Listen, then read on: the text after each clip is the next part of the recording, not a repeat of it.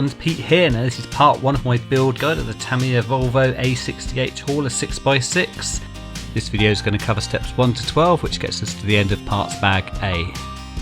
This kit was bought for me by the man who's become known as the RC Elf, so if the Elf is watching, thank you very much indeed. I'm really enjoying this one. Okay, so let's get cracking. I've previously done an unboxing of this kit, so check that out if you're interested. What's nice about this is it does come with a specific set of instructions that are just for this kit. So you get the usual stuff to start with about transmitters and servos and everything. Then you get step 1, which is to do with charging the battery, which we don't really need to do now. Step 2, you need the left half of the chassis and parts E2 and E3 and a little bit of AW grease. So these bits just slot into the side of the chassis and the AW grease is just there to stop dust going into the gears. You just need to smear a little bit around the edges of these parts. So that just slides through until it pokes out the other end. So with the smaller E3 part, just make sure it goes in the right way because it is different each end. The thicker end goes next to that round lump on the chassis. So step 3, putting on the centre suspension arms, which are made of parts C15, C14 and C4. C14 and C15 screws together with 10mm self-tapping screws. Then you've got the 46mm screw pin to hold it onto the side of the chassis. So with the little C4 arm, I deviate from the instructions a little bit by using a washer because I found in the past that this really stops the suspension from binding. So if you use a washer, you can do the step screw up really tight and the arm still moves freely.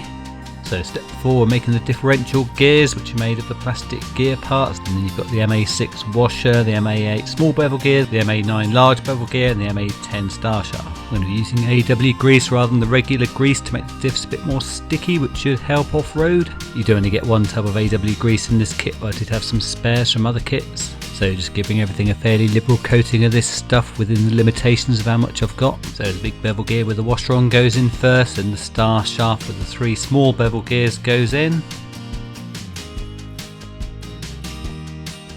Next is the other big bevel gear. Then there's the washer to go on the back of the gear. Then the differential cover goes on. Then it's held together with 3 of the 10mm self-tapping screws. I tend to tighten these up gradually in turn to make sure it goes on straight.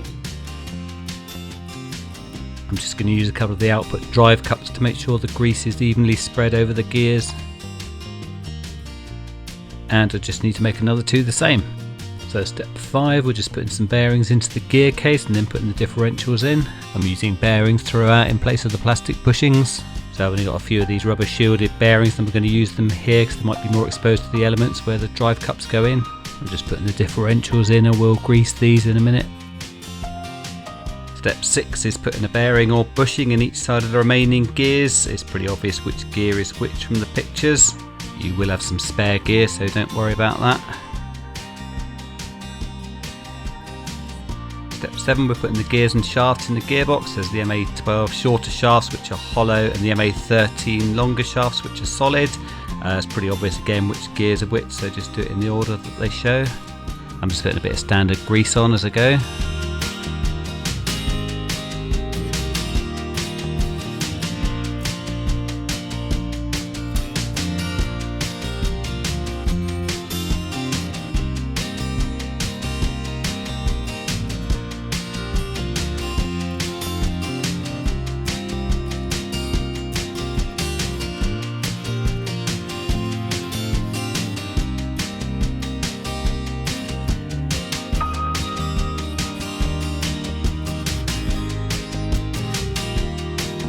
Now the gears won't spin quite freely yet because the differentials are moving around because they haven't got the gearbox joints in, which go in later.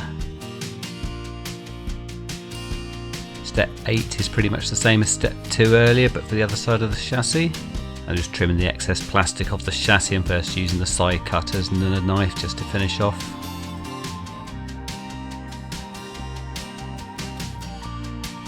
So we're just putting the E2 and the E3 parts in again with a bit of AW grease and making sure that the E3 part goes in the right way.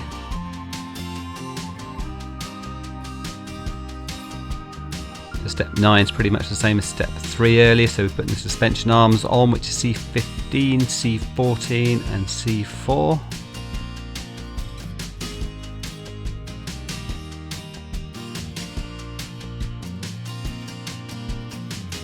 Again, I'm adding a washer to stop the suspension from binding. 10 is just putting the 3 plastic bushings or metal bearings into this side of the chassis. So step 11 is quite exciting, so we're putting the 2 halves of the chassis together and we're using 12 of the 3x10 self-tapping screws. So I'm just putting a bit of standard grease around the edges of the gearbox to help stop dust go in there. Ideally you put AW grease around the edges, but at this point I haven't got any left. So the 12 screws just go in where it shows. I'm just putting them in moderately tightly to start with and then going around and tightening them up again at the end. So step 12, we're putting the motor in. I've got this upgraded 20-tooth steel pinion. I've also got this brushless Absima motor. I'm going to use a bit of thread lock on the grub screw that holds the pinion on. Now the top of the pinion needs to be 14mm from the body of the motor. So I'm just tightening that up once it's right. Now I probably should have put this motor plate thing on before I put the pinion on because it only just fits over. Just double checking the measurement now the motor plate's on. So one thing with using the brushless motor instead of the standard motor is that it hasn't got the bump to hold this motor plate in place. So I'm just putting a bit of grease on to hold it in place so that I can get the screws in. I'm using the holes that are marked for the 20-tooth pinion. So I'm just holding the motor screws on the other side of the chassis and trying to locate the holes of the motor onto them. On the brushless motor you've got various screw holes you can use, and I've used the ones that make the wires poke upwards. It's worth just turning the screwdriver anti-clockwise to start with to make sure the thread's located okay. So then it's just the F3 bumper mount which is attached with 4 of the 10mm screws.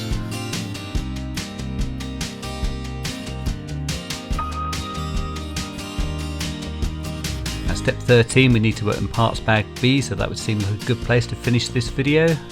So thanks ever so much for following along, and I'll see you on the next one.